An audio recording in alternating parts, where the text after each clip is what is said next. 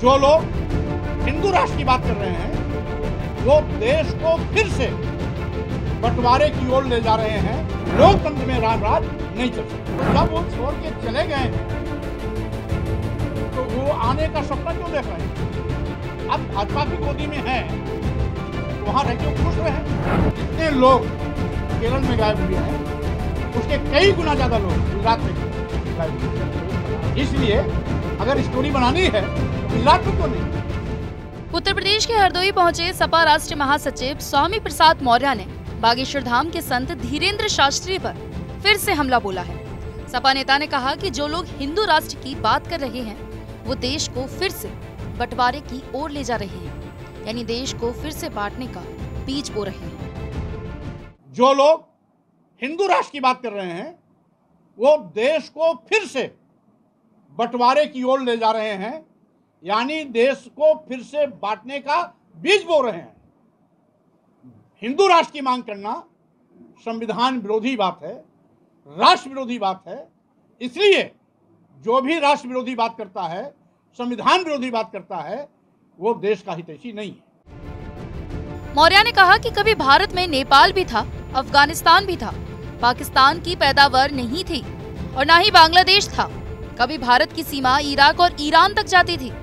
ऐसे ही षड्यंत्रकारी समय समय पर देश को बांटने के लिए काम करते हैं। कभी भारत में नेपाल भी था, अफगानिस्तान भी था, पाकिस्तान की पैदावार नहीं थी, ना ही बांग्लादेश था। कभी भारत की सीमा इराक और ईरान तक जाती थी। ऐसे ही षड्यंत्रकारी समय समय पर देश को बांटने के लिए काम किए हैं। आज जब भारतीय संविधान कहता है कि हम पंथ निरपेक्ष राष्ट्र की कल्पना करते हैं, हमारे देश की संस्कृति है हिंदू मुस्लिम सिख ईसाई सब हैं आपस में भाई भाई। पत्रकारों से बात करते हुए स्वामी प्रसाद मौर्य ने कहा कि लोकतंत्र में राम राज नहीं हो सकता। अब हमने रामचंद्र जी का कभी विरोध किया ही नहीं। जो लोग इस प्रकार की बात करते हैं वो भ्रामक प्रचार कर रहे हैं। नहीं, वो ढोल गंवार शूद्र पशुनारी वाला ये रामचरित्र का चरित्र नहीं था। रामचंद्र जी का चरित्र तो सही बात में जो सबरी के जूठे बैर खाए, आदिवासियों को गले लगाए, निषाद राज को गले लगाए, तो तुलसीदास जी तो भगवान राम के चरित्र के विपरीत काम किए ना।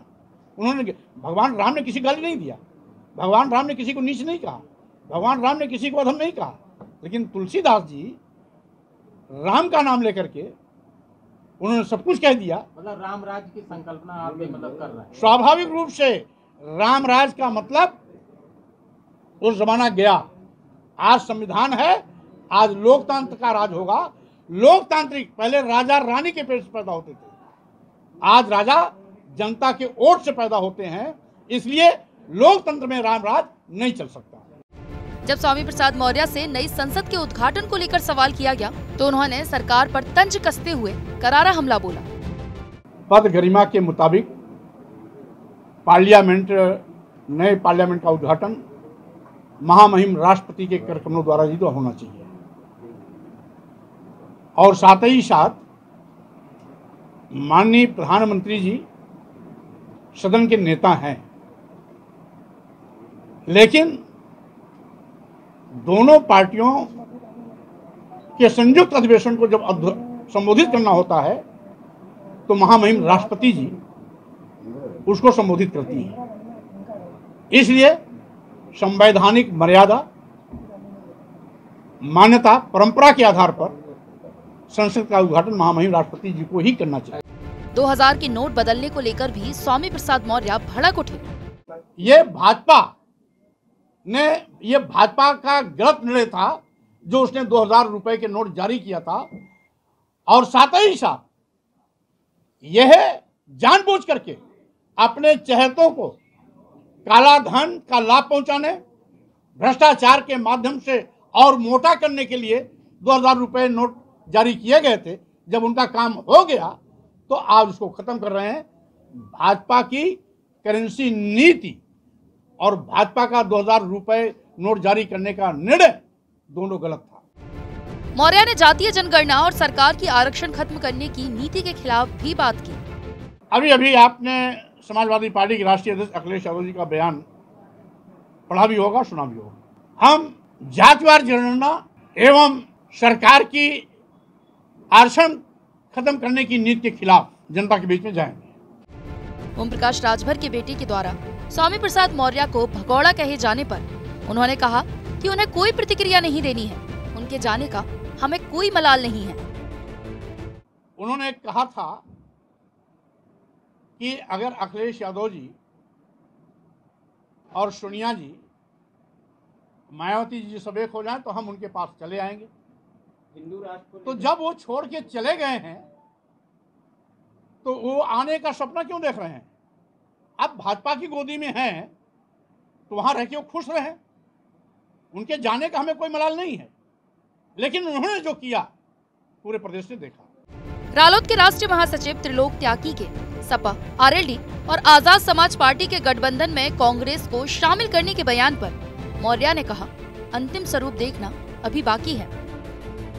समाजवादी पार्टी के राष्ट्रीय अध्यक्ष माननीय अखिलेश यादव जी विपक्षी एकता को कारगर बनाने के लिए लगातार कवायद में लगे हैं। अभी विपक्षी एकता को धार देने के लिए हम प्रारंभिक प्रक्रिया में चल रहे हैं। इसलिए हमारा मकसद है देश को बचाने के लिए, लोकतंत्र को बचाने के लिए, संविधान को बचाने के लिए 2024 पार्लियामेंट चुनाव में भाजपा की विदाई करना।